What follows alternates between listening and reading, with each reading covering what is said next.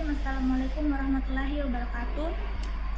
Pada kesempatan kali ini, kami dari kelompok 9, kelas Sistem Informasi B 2019 akan menjelaskan hasil analisis kami terhadap jurnal yang berjudul Analisis dan Desain Sistem Informasi Persediaan Barang Berbasis Komputer untuk Studi Kasus pada Toko Arta Boga.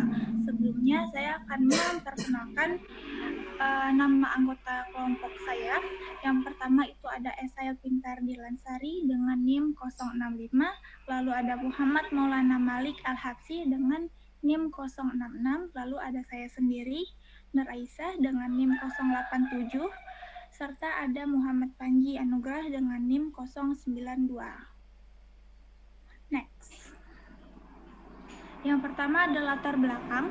Perkembangan teknologi informasi saat ini sangatlah cepat. Hal ini diikuti dengan perkembangan di segala hal, termasuk pemanfaatan komputer serta aplikasi-aplikasinya dan penggunaan jaringan atau network komputer sebagai alat untuk mempercepat pendistribusian data dan informasi.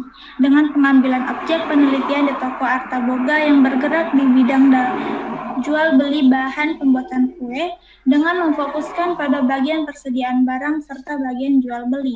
Karena sistem yang berjalan saat ini tidak mampu mendukung kebutuhan akan informasi persediaan yang up to date, sehingga mengakibatkan proses pengendalian persediaan barang semakin sulit untuk dilakukan. Dengan melihat kondisi yang sudah selayaknya, perusahaan melakukan perbaikan terhadap sistem informasi yang ada, yaitu dengan melakukan perencanaan atau desain sistem informasi. Lalu yang berikutnya ada analisis sistem. Pengertian analisis sistem adalah penguraian dari sistem informasi utuh ke dalam bagian-bagian komponennya dengan maksud untuk mengidentifikasi dan mengevaluasi permasalahan, kesempatan, hambatan yang terjadi, dan kebutuhan yang diharapkan sehingga dapat diusulkan perbaikannya. Langkah-langkah dasar yang harus dilakukan oleh analisis yaitu sebagai berikut. Yang pertama, identify, yaitu mengidentifikasi masalah. Lalu yang kedua ada understand, yaitu memahami kerja dari sistem yang ada. Lalu ada analyze, yaitu menganalisis sistem. Dan yang terakhir itu report, yaitu membuat laporan hasil analisis. Desain sistem dapat didefinisikan sebagai penggambaran, perencanaan, dan pembuatan sketsa atau pengaturan dari beberapa elemen yang terpisah ke dalam suatu kesatuan yang utuh dan berfungsi. Desain sistem akan menentukan bagaimana suatu sistem akan menyelesaikan apa yang mesti diselesaikan. Tahap ini menyangkut mengkonfigurasi dari komponen-komponen perangkat lunak dan perangkat keras dari suatu sistem, sehingga setelah instalasi dari sistem akan benar-benar memuaskan rancang bangun yang telah ditetapkan pada akhir tahap analisis sistem. Jenis penelitian menggunakan metode deskriptif disesuaikan dengan judul yang diangkat oleh peneliti, yaitu analisis dan desain sistem informasi persediaan barang berbasis komputer pada Toko Arta Boga, yang mana peneliti ingin menggambarkan sistem informasi persediaan barang yang sedang berjalan di Toko Arta Boga.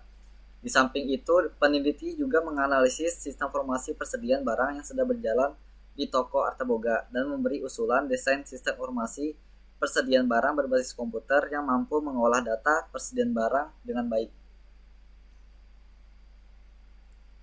Untuk metode pengumpulan data sebagai berikut, yaitu ada wawancara, observasi, dan dokumentasi.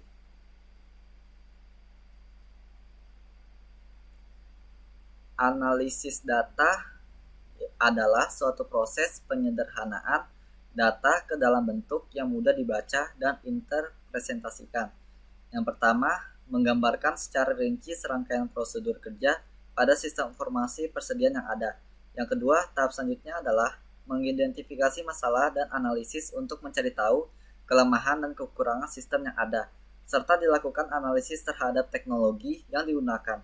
Kemudian dilakukan pembuatan laporan hasil analisis untuk dijadikan dasar dalam melakukan perencanaan sistem informasi persediaan berbasis komputer.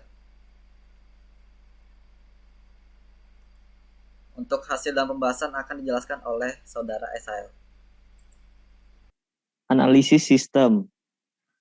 Yang pertama ada identifikasi masalah. Berikut ini identifikasi kelemahan pada sistem persediaan barang yang sedang berjalan. Yang pertama, pencatatan masih secara manual. Lalu yang kedua, kesulitan menyusun laporan bulanan. Lalu informasi belum akurat. Dan juga data-data masih berupa lembaran-lembaran.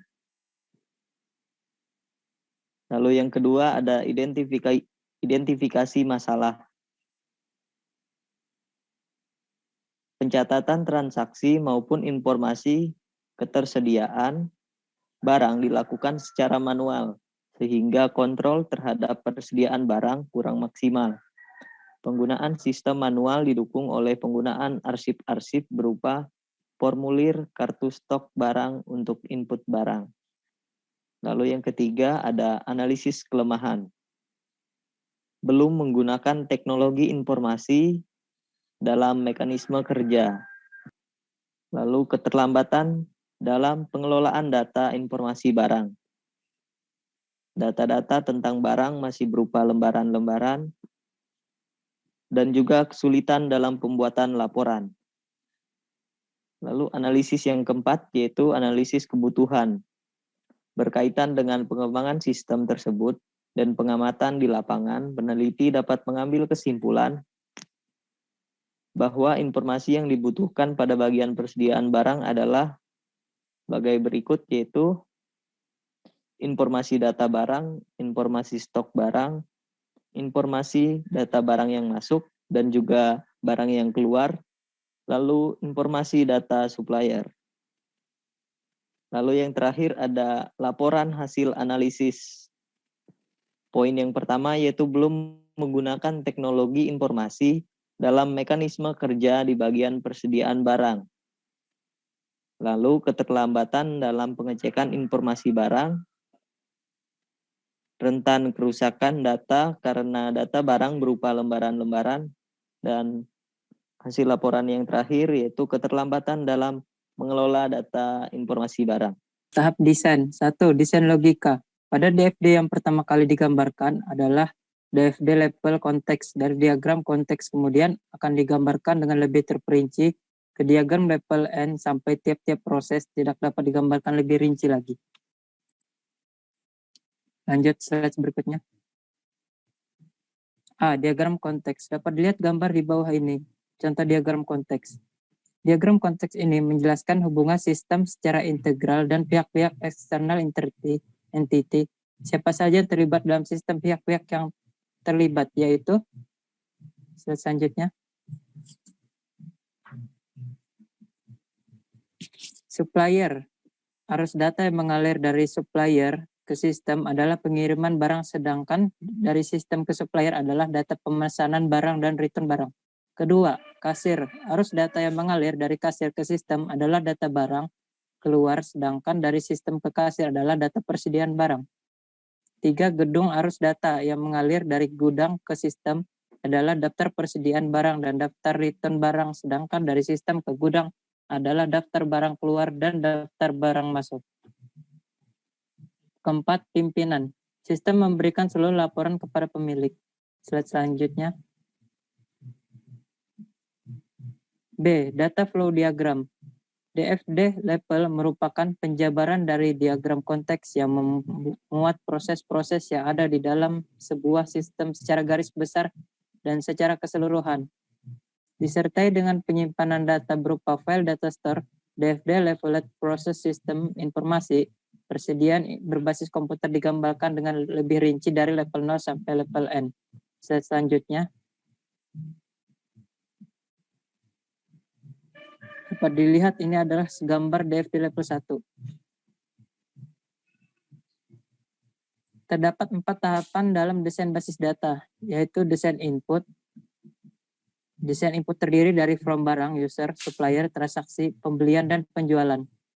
B. Desain output. Pada tahap ini merupakan hasil keluaran sistem informasi, yaitu berupa hasil dari input data yang dilakukan oleh user. C. C. Desain teknologi. Desain teknologi ditentukan teknologi apa saja yang dibutuhkan dalam menjalankan sistem baru yang ditawarkan.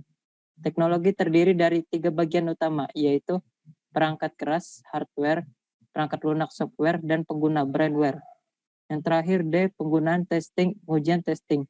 Pada tahap ini dilakukan input data pada tampilan interface sehingga menghasilkan output berupa informasi. Slide selanjutnya.